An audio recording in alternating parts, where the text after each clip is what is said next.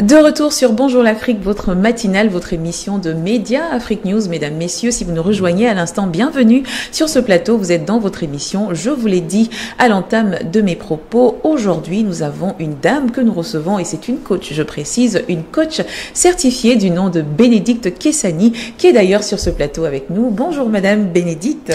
Bonjour Madame, j'espère que vous allez bien. Ça va très bien et vous donc? Je vais très très bien et je voudrais quand même m'acquitter d'un devoir, celui de vous dire merci pour l'accueil assez chaleureux. Merci beaucoup et je suis heureuse d'être à Média Afrique News. C'est un plaisir pour nous. Merci. Alors, Madame Bénédicte Kessani, je vais vous présenter un tout petit peu, histoire que nos internautes sachent qui vous êtes. Vous êtes donc Bénédicte Kessani, de votre nom. Vous êtes coach formatrice certifiée en leadership et en développement personnel. Au quotidien, vous accompagnez les femmes ayant des postes de responsabilité à développer la confiance en elles et à impacter positivement leur environnement. C'est bien cela. Exact. Vous êtes fondatrice du cabinet BK Consulting, un cabinet de coaching, de formation et de team building basé à Libreville au Gabon. Vous êtes parfaitement bilingue, français-anglais. Donc, et vous détenez un executive MBA en intelligence stratégique ainsi qu'un master 2 en administration des affaires. C'est exact. Est-ce que j'ai oublié quelque chose? Juste une petite chose, je suis très passionnée par les questions de bénévolat. Donc en général, je prête beaucoup ma voix pour les questions de jeunesse et de leadership de la femme. Alors, mesdames, messieurs, c'est Madame Kessani que nous recevons ce matin sur notre plateau. Nous sommes ravis de la recevoir. On espère que c'est le cas pour vous. N'hésitez pas à poser toutes vos questions en commentaire. On a quelques minutes avec elle, quelques 15 minutes. Et aujourd'hui, on parle de développement personnel, évidemment, et de confiance en soi. Alors, Madame Bénédicte, première question, c'est quoi exactement la confiance en soi? On en parle souvent, on le dit vaguement, on sait vaguement ce que c'est. Vous qui êtes coach, dites-nous exactement ce que c'est. Parler, quand on dit avoir confiance en soi, c'est quoi exactement? Alors en termes très simples, c'est la capacité de croire en soi, croire en ce qu'on est capable de faire, de mener un projet de bout en bout. Et c'est aussi avoir la capacité d'aller chercher, finalement, d'aller puiser ce qui fait sens pour nous, ce qui est important pour nous. Donc, dans confiance en soi, on voit le potentiel, la capacité de faire, qui est différent de l'estime de soi, qui est en rapport avec la valeur intrinsèque de nous-mêmes. D'accord. Et comment évalue-t-on cette confiance en soi? À partir de quoi dit-on qu'on est à un bon niveau de confiance en ce qui nous concerne nous-mêmes? Alors, je parlerai de confiance en soi saine. Donc, la première chose, c'est votre capacité à oser l'action, votre capacité à passer à l'action. Et j'ai même envie de dire votre capacité à, lorsque vous faites face à l'échec, à rire de vous-même. Parce que l'échec ne vous théorise plus en réalité, mais l'échec est comme un catalyseur en réalité qui vous permet de pouvoir aller plus loin.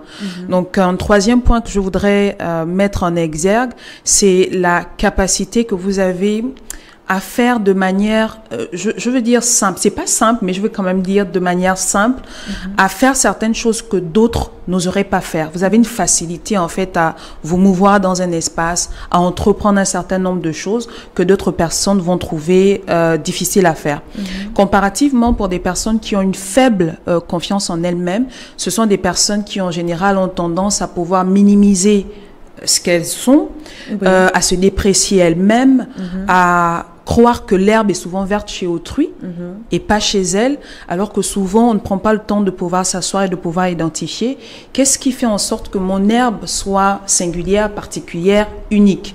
Donc voilà les éléments comparatifs sur lesquels je peux m'appuyer pour le niveau de confiance. Et c'est donc de cette façon-là qu'on peut savoir si oui ou non on a confiance en nous. Exactement. Donc on doute moins. On doute moins, malgré la peur au ventre, malgré la boule au ventre, on y va et puis on voit ce que ça va produire. Alors Madame Kessani, merci encore d'être avec nous sur le plateau. Moi je voudrais quand même savoir, c'est-à-dire que on a l'impression que c'est plutôt facile lorsqu'on vous entend parler de reprendre confiance en soi, etc. Mais aujourd'hui, une personne qui a justement perdu cette confiance en soi, qui n'est pas souvent très sereine, par exemple, on parle de parler devant un public, où c'est souvent difficile pour ces personnes-là qui ont vraiment justement cette crainte, comment on peut comment on peut avoir justement cette confiance en soi, de pouvoir reprendre les rênes de sa vie, j'ai envie de dire. Alors, la première chose, c'est qu'il faut passer par un état de lieu, faire un état de lieu. Et deuxièmement, être vrai avec soi-même. Qu'est-ce que j'ai et qu'est-ce que je n'ai pas? Les personnes qui arrivent, par exemple, pour un problème de confiance en soi ou qui ont du mal à s'exprimer, les racines vont être totalement différentes. Si quelqu'un a été dans un environnement où il a été abusé, dans un environnement où à chaque fois on a répété « mais t'es rien, tu ne vaux rien », ou même dans une relation toxique, la personne baisse en estime, baisse en confiance. C'est clair que les éléments de langage que vous allez avoir avec cette personne sont complètement différents d'une autre personne qui fait face à une même situation, mais avec des éléments racines différents. Donc la première chose, c'est d'abord la conscience de ce que j'ai comme difficulté, quels sont les manquements que j'ai aujourd'hui, et aussi la volonté de pouvoir travailler sur ces manquements. Ce n'est pas tout de pouvoir identifier les manquements que j'ai, mais une fois que ces manquements sont identifiés, comment est-ce que je me positionne pour travailler sur ces manquements? Et là, ça va faire appel à la discipline personnelle, ça fait appel à la volonté personnelle, et ça fait appel un tout petit peu à un engagement. Quand je parle d'engagement, ça peut être en termes de ressources, ça peut être en termes personnels d'horaire. J'ai par exemple envie d'aller au cinéma, mais je veux me priver du cinéma parce que je sais que this is the right thing to do. C'est la bonne chose à faire pour moi, pour cette heure spécifique, parce que j'ai un objectif à atteindre. Donc on va dire, excuse-moi Jen, donc on va dire finalement c'est vraiment un travail de longue haleine, parce que ça ne se fait pas du jour au lendemain. Ça commence par une prise de conscience. Absolument. Absolument. Vous savez, chez nous, on a l'adage qui dit on ne peut pas redresser un arbre qui est déjà tordu. En développement personnel, on peut travailler, mais ça prend du temps. Et c'est pas en 2 jours, c'est pas en 3 jours, c'est du temps, mais dans la constance. C'est du temps, mais dans la constance, en faisant et en faisant encore, jusqu'à ce que ça devienne un automatisme à la fin de la journée. Mais est-ce qu'on ne court pas justement ce risque-là pour reprendre justement l'exemple d'une personne qui a du mal à s'exprimer en public? Est-ce qu'on ne court pas ce risque, c'est-à-dire que lorsqu'on a fait des efforts de pouvoir reprendre confiance, d'avoir cette confiance en soi, et que derrière également, parce qu'il y a aussi le regard des autres qui vont par exemple se moquer si on se trompe, est-ce qu'on ne court pas le risque de retomber dans ces travers?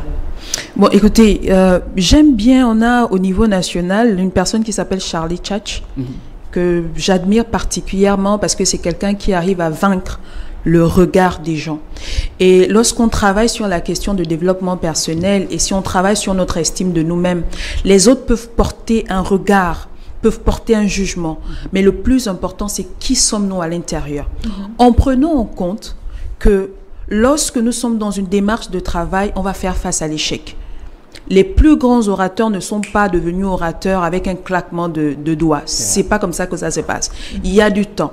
Ils ont échoué, ils ont recommencé, encore recommencé, jusqu'à ce qu'ils puissent avoir la bonne formule pour bien s'exprimer. Donc le regard des gens, malheureusement, vous ne pourriez pas contrôler, le changer, mais vous pouvez changer la perception que vous avez de vous-même. Et c'est ce qui fait toute la différence en fait. Mais à prendre en compte que dans le processus, on va échouer. Mais le plus important, c'est comment je me relève. Et qu'est-ce que j'apprends des échecs au quotidien par rapport à la discipline que je souhaite développer, en l'occurrence la prise de parole en public. Qu'est-ce qui explique donc, coach, selon vous, le fait que certaines personnes, contrairement à d'autres, ont facilement confiance en elles et d'autres pas? Qu'est-ce qui, selon vous, est la cause de cette situation? Je pense que la première chose, ça va être l'environnement dans lequel l'enfant grandit. Vous savez, en psychologie, on a l'enfant, le parent et l'adulte.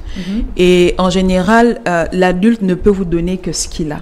Et donc, l'environnement dans lequel l'enfant grandit, l'éducation que l'enfant va avoir un fort impact dans le développement de sa confiance.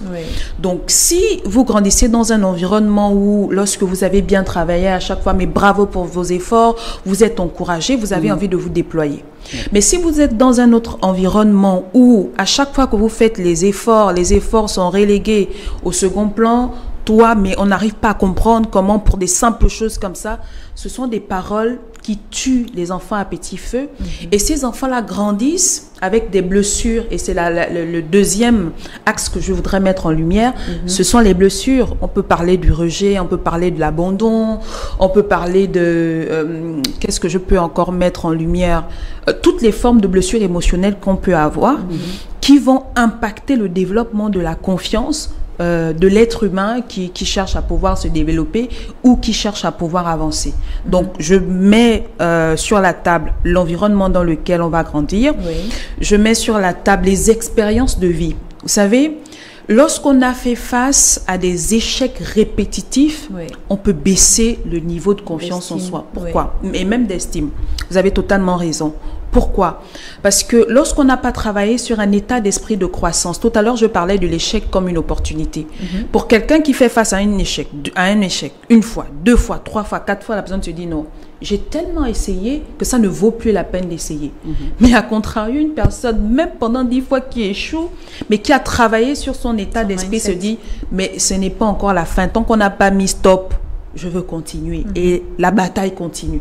Et une personne qui est dans une dynamique de bataille qui continue, ben, le rêve finit par se réaliser ou la porte finit par s'ouvrir parce que c'est une opportunité qui est là. Alors, Madame Kessani, moi, je voudrais également prendre un autre exemple, hein, c'est-à-dire, vous avez parlé tout à l'heure d'une enfance, d'un enfant qui a grandi, par exemple, dans un environnement assez difficile, mais prenons le cas d'un enfant qui a grandi dans un environnement plutôt choyé, épanoui également, et surtout encouragé, et que je prends le cas d'une petite fille et qu'en grandissant, elle va se marier avec un homme et derrière, c'est-à-dire que cet homme-là va rabaisser à chaque fois cette femme-là. Est-ce que à ce moment-là, elle peut justement avoir cette perte de confiance en soi? Et pourtant, dans sa famille, elle était plutôt valorisée. Et comment ça se passe à ce moment-là? Ah oui, absolument. Et c'est là l'intérêt des expériences de vie, parce que je grandis dans un environnement où je suis bien, je suis choyée,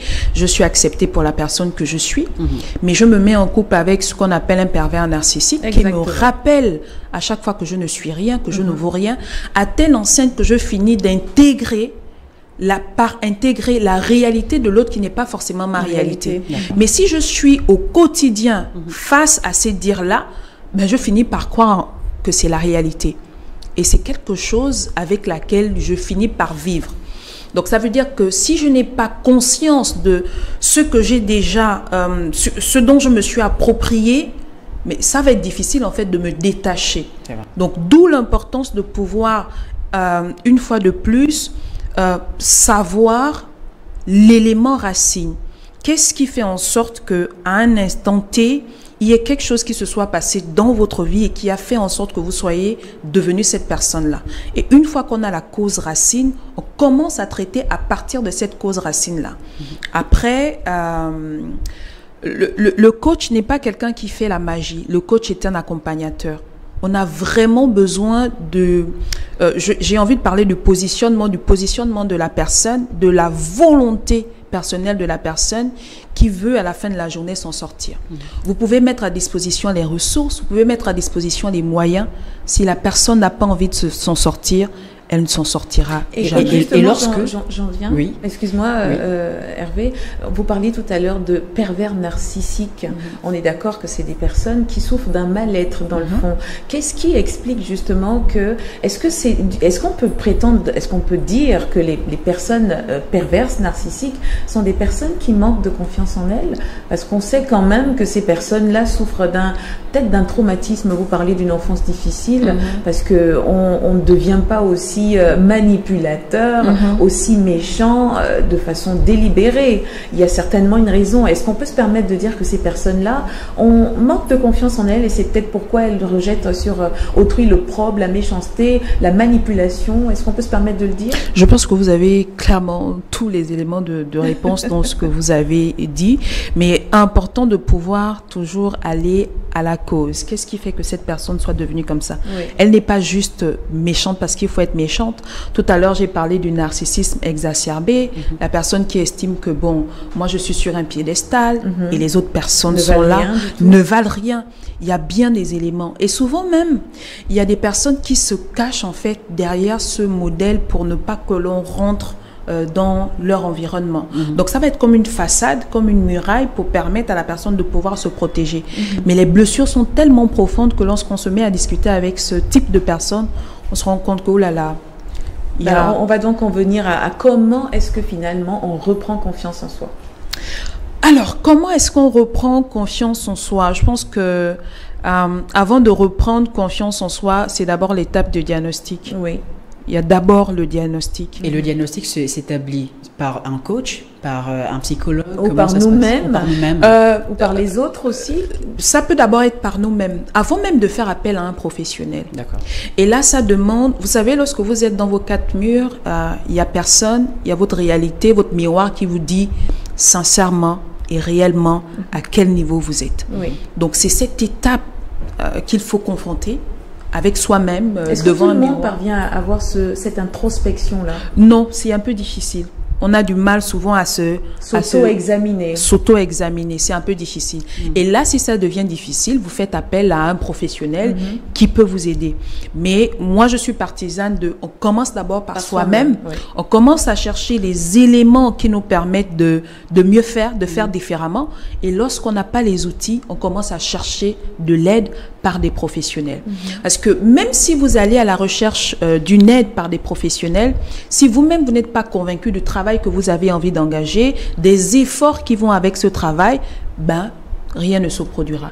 Donc, il faut le diagnostic d'abord.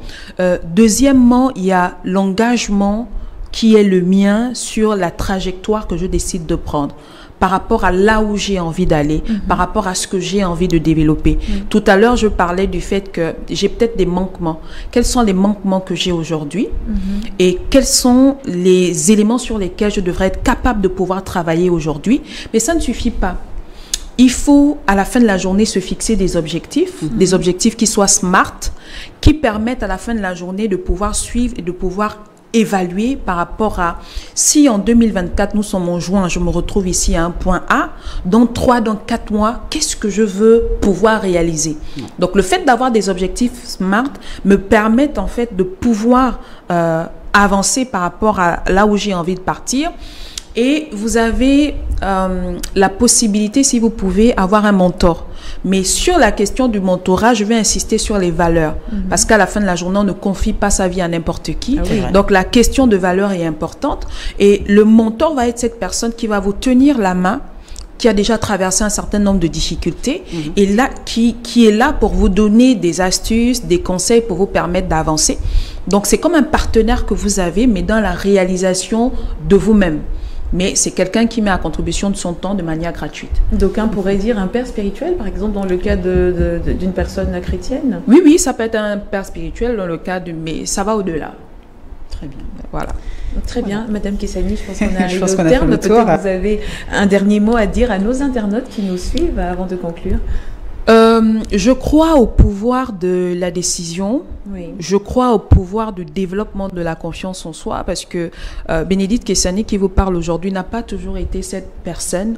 Il y a un gros travail que j'ai dû faire sur moi et je crois que c'est possible, mais tout part d'une décision. Exactement. Et le développement de la confiance en soi, c'est se challenger chaque jour, sortir de sa zone de confort, et même lorsqu'on échoue, qu'est-ce que j'apprends qui me permet de pouvoir avancer? C'était donc les derniers mots de coach Bénédicte Kessani que nous avons pris plaisir à recevoir sur notre plateau. On espère vous recevoir une prochaine fois. Mais avec plaisir. Cet échange était tellement édifiant que j'aurais aimé qu'on passe encore plus de temps. Malheureusement, nous sommes arrivés au moment de l'information. On se retrouve donc juste après, mesdames, messieurs. Merci.